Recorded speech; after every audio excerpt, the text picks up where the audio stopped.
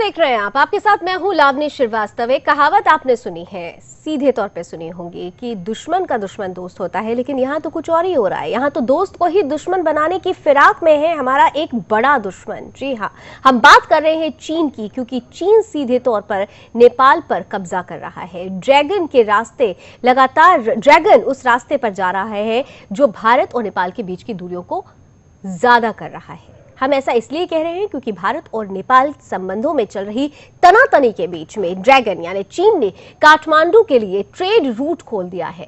बुधवार को चीन के पश्चिम उत्तर स्थित घासू राज्य की राजधानी लांझुओ से 43 कोच वाली मालगाड़ी तिब्बत के लिए रवाना कर दी गई। यह कदम नेपाल को अपने शिकंजे में लेने के लिए चीन का एक बड़ा कदम माना जा रहा है। चीन का यह कदम भारत के लिए एक बड़ी मुसीबत भी है और एक बड़ी कूटनीतिक हार भी। इसके साथ ही साथ नेपाल के लिए अपने अस्तित्व को कायम में रखने की एक बड़ी चुनौती भी सामने आ गई है, क्योंकि ड्रैगन यानी चीन किसी का सगा नहीं है। उसकी नजर हिमालय और नेपाल पर पूरी तरह से कब्जा जमाने की है। और ऐसे में सबसे बड़ा सवाल ये उठता है कि गरीब देश नेपाल खुद को चीनी उत्पादों के लिए एक बड़ा बाजार बना चुका है, लेकिन चीन के पैसों से उसकी अर्थव्यवस्था कब तक सांस ले सकेगी, बड़ा मुद्दा है। और इसी मुद्दे पर हम आज बात करेंगे। तो चलिए शुरू करते हैं आज का प्राइम टाइम ड्रैगन के शिकंजे में नेपाल।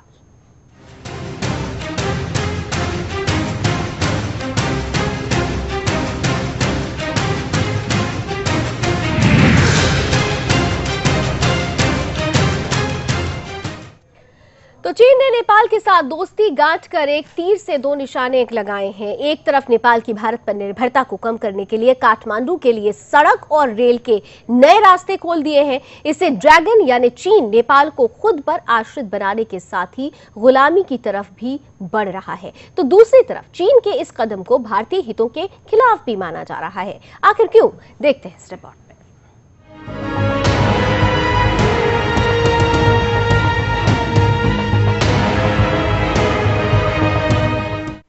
चीन ने नेपाल में अपना दखल बढ़ाते हुए रेल और सड़क सेवा शुरू कर दी है। नेपाल की जनता की रोजमर्रा की जरूरतों को पूरा करने और भारत पर निर्भरता कम करने के लिए चीन ने यह कदम उठाया है। इस तरह से चीन ने एक तरफ नेपाल और दूसरी तरफ कश्मीर में पाकिस्तान के माध्यम से भारत पर शिकंजा कस दिया है। चीन के पश्चिमोत्तर प्रांत लांझाऊ से 43 कोच वाली एक मालगाड़ी रवाना हुई है। इसके लगभग 83 कंटेनरों में रोजमर्रा का सामान लादा गया है। ये सामान तिब्बत के शिगाजे पहुंचेगा, वहां से सड़क से नेपाल के गीलांग पहुंचेगा। रोजमर्रा के सामान के साथ ये भी आशंका व्यक्त की जा रही है कि चीन नेपाल को हथियार भी मुहैया कराएगा, ताकि भविष्य में कभी युद्ध की स्थिति आए तो उसका जवाब देने के लिए नेपाल सक्षम हो सके। इससे नाराज भारत ने अहिंसा के जनक बुद्ध की 2560वीं जयंती पर नेपाल के काठमांडू और लुम्बिनी में होने वाले अंतर्राष्ट्रीय बौद्ध सम्मेलन से किनारा कर लिया है। वहीं ड्रैगन ने अपनी इस चाल से भारत सरकार को दो तरफा मुश्किलों में डाल दिया है, क्योंकि एक तरफ चीन ने पाकिस्तान को तो अपनी मुट्ठी में कर ही रखा है, दूसरी तरफ अब नेपाल की बारी है। इसी रणनीति के तहत नेपाल को चीन उन सभी जरूरी सामानों की आपूर्ति करेगा जिनके लिए नेपाल पहले सिर्फ भारत पर निर्भर करता था। बीते मार्च में नेपाल के प्रधानमंत्री केपी शर्मा ओली के चीन के दौरे की शुरुआत इसी से हुई। भारत को घेरने के लिए बीजिंग ने नेपाल को 10 समझौतों का तोहफा दिया। इनमें नेपाल को रेल लाइन से चीन से जोड़ना और चीनी बंदरगाहों को नेपाली व्यापार के लिए सुलभ करवाना सबसे अहम है। इसके तहत चीन से नेपाल को ईंधन, खाद्य सामग्री और अन्य सामानों की आपूर्ति के साथ ही तिब्बती शहर शिगात्से और नेपाल के सीमांत शहर गिरोंग को रेल लाइन से जोड़ने की संभावना विकसित की जाएगी।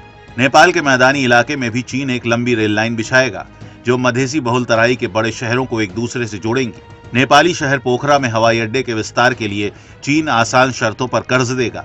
नेपाल में तेल और गैस की खोज में भी चीन मदद करेगा, ताकि इस मामले में उसकी भारत पर निर्भरता कम हो सके और दिनों दिन नेपाल चीन का गुलाम बनकर रह जाए। अपने फायदे को देखकर नेपाल की वामपंथी सोच वाली सरकार ने भारत के साथ दगाबाजी की और चीन की वामपंथी तानाशाह सरकार के साथ चली गई। इसकी दो बड़ी वजह रही, क्योंकि कभी कभी अच्छे प्रयास भी अच्छे नतीजे नहीं देते। इसमें कोई शक नहीं कि भारतीय प्रधानमंत्री नरेंद्र मोदी की नेक नियति के बावजूद भारत नेपाल संबंध वैसे नहीं बने जैसा सोचा गया था। नेपाल में आए भयावह भूकंप में भारतीय बचाव और राहत दल ने जितनी तत्परता और व्यापकता के साथ काम किया और उस अभियान को जिस तरह से भारतीय मीडिया की कवरेज मिली, वो चीन को बर्दाश्त नहीं हुई। चीन ने नेपाल के कान भरे कि भारत ऐसे व्यवहार कर रहा है जैसे नेपाल उसका अपना हिस्सा हो। चीन ने इसकी काट नेपाली सोशल मीडिया पर दुष्प्रचार को हवा देकर की। इसके तहत नेपाल में वामपंथी सोच वाले नेताओं और कार्यकर्ताओं ने गो बैक इंडिया और बैक ऑफ इंडिया जैसे नारे बुलंद किए। देखते ही देखते नेपाल में भारत विरोधी फिजा बनाने का चीनी मंसूबा कामयाब हो गया।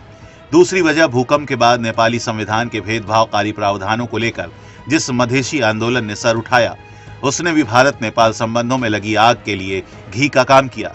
जबकि भारतीय प्रधानमंत्री नरेंद्र मोदी ने अगस्त और नवंबर 2014 में 2 बार नेपाल की सरकारी यात्रा की। भारतीय विदेश नीति के लिहाज से नेपाल को सर्वोच्च प्राथमिकता दी गई। मधेशियों की आवाज हो या संप्रभु नेपाल को महत्व देने और उससे अटूट दोस्ती की बात, मोदी सरकार के वादों और इरादों में कोई खोट नहीं था। लेकिन नेपाल ने इसे सहजता से नहीं लिया, क्योंकि छवि ये बनी कि भारत हर तरह से मधेशियों के साथ है। नेपाल ने इसे अपने आंतरिक मामलों में हस्तक्षेप के रूप में देखा और चीन ने इसे हवा दी। चीन का तीर निशाने पर तो लग गया है, लेकिन नेपाल की संप्रभुता के लिए चीन नासूर भी बन गया है। ऐसे में चीन से दोस्ती के बाद नेपाल को खतरा ही है और नेपाल की हालत कहीं ऐसी ना हो जाए कि चले ते हरिभजन को ओटन लगे कपास। सुदर्शन न्यूज के लिए ब्यूरो रिपोर्ट के साथ कुमार मयंक।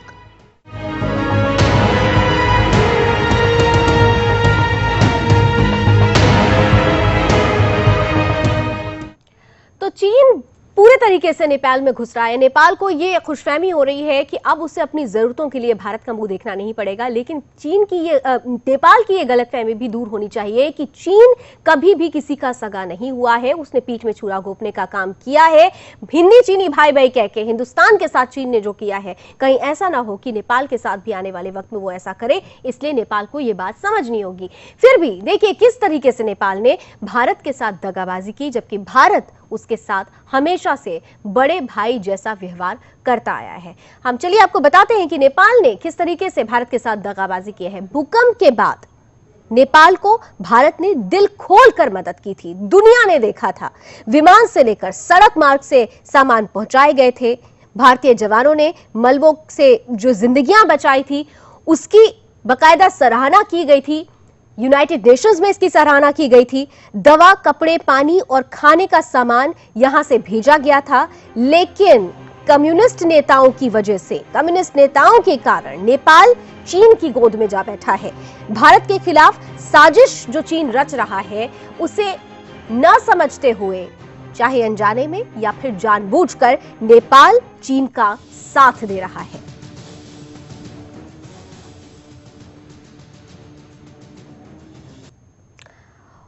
और वहीं चीन जो है किस तरीके से नेपाल में भारत विरोधी भावनाओं को का दुष्प्रचार कर रहा है, उसको भी जरा समझने की कोशिश करते हैं।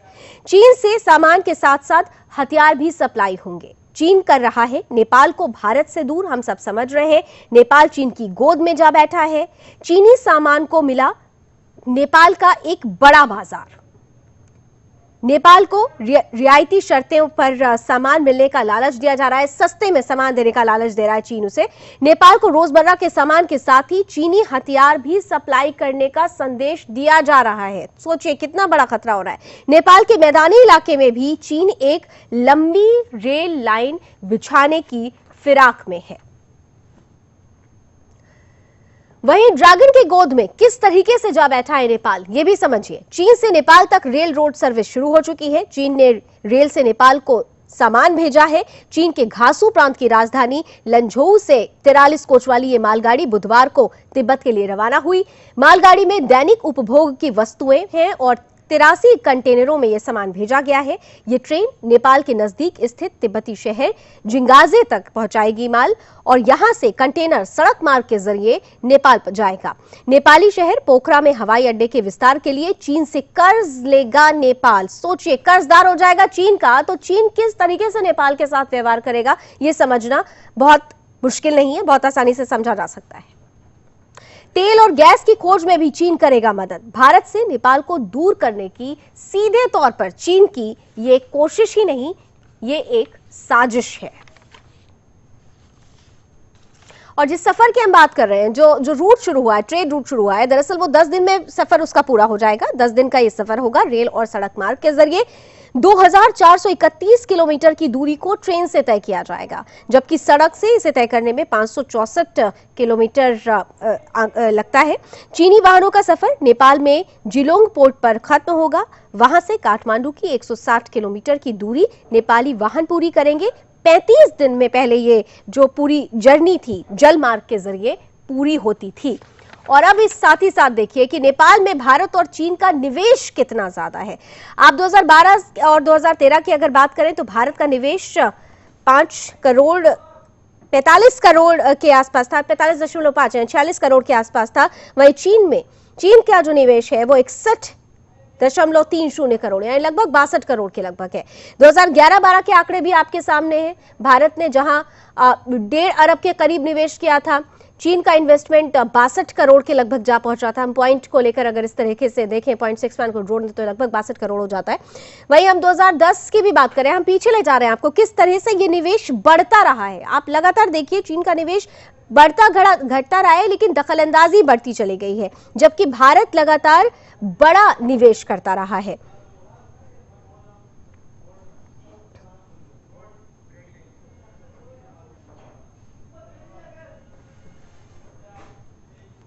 तो खुद समझिए कि किस तरीके से चीन नेपाल में दखल अंदाजी करके दरअसल भारत के लिए मुश्किलें खड़ी कर रहा है। और भारत के लिए ये एक बड़ी कूटनीतिक हार है, जिसने नेपाल से इतने अच्छे संबंध होते हुए भी अब संबंधों को बिगाड़ दिया है, जिसके चलते ड्रैगन वहां दखल अंदाजी करने में कामयाब रहा है। छोटा सा ब्रेक लेते हैं, ब्रेक के उस पार भी हमारी विशेष प्रस्तुति जारी है।